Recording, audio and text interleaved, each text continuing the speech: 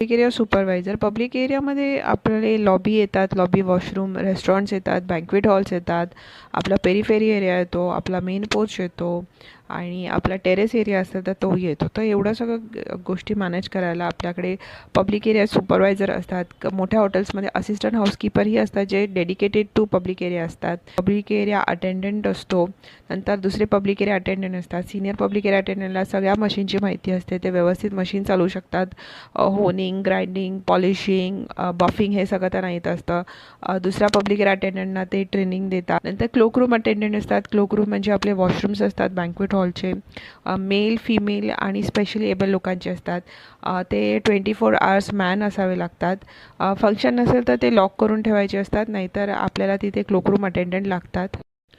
Washroom सारखे use केले जातात बँक्वेट फंक्शनच्या वेळीस. पब्लिक एरियामध्ये काही इव्हेंट असेल, लॉबीमध्ये तर कायमच गेस्टचं चेक इन चेकआउट चालू असतात.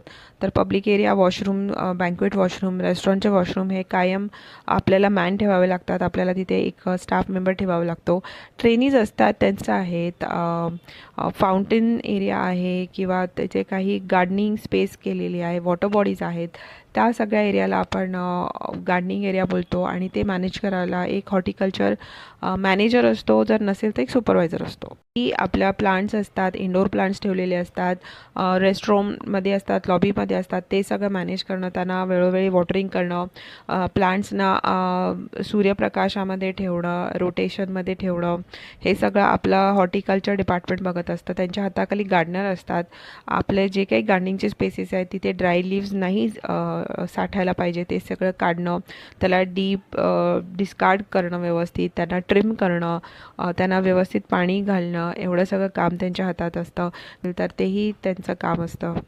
हॉटेलमध्ये इन हाऊस फ्लोरिस्ट असतात किंवा आउटसोर्स फ्लोरिस्ट असतात. मोठं हॉटेल असेल तर इन हाऊस फ्लोरिस्ट हे आपल्याला कॉस्ट इफेक्टिव्ह ठरतं. फ्लोरिस्ट प्रॉपर त्यांना फ्लावर अरेंजमेंट बनवण्याचं नॉलेज असतं.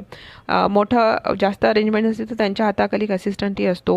त्यांना एक प्रॉपर फ्लावर रूम दिलेली असते, फ्लोरिस्ट रूम दिलेली असते. तिथे पाण्याचं कनेक्शन असतं, AC असतं, फ्लावर ठेवायची जागा असते, भरपूर वासेस असतात. ते सगळे फ्लावर अरेंजमेंट बनवतात. लॉबीची फ्लावर अरेंजमेंट नीट ठेवतात. फ्लोअरवर एखादी फ्लावर अरेंजमेंट असेल तेही ते चेक करत राहतात. पूर्ण हॉटेलची flower arrangement including your rooms, your corridors, lobby, restaurant, banquets कधी पण डल दिसायला नाही पाहिजे. ते नेहमी फ्रेश आणि प्लेझंट असायला पाहिजे. ते सगळं बघणं फ्लोरिस्टचं काम असतं. एखादी VIP अरायवल असेल तर ते फ्लोरिस्ट आपल्याला फ्लावर बुके बनवून देतात. हनीमून कपल असेल, एखाद्याचा बड्डे असेल तर आपण फ्लावर अरेंजमेंट या फ्लोरिस्टकडनं बनवून घेतो.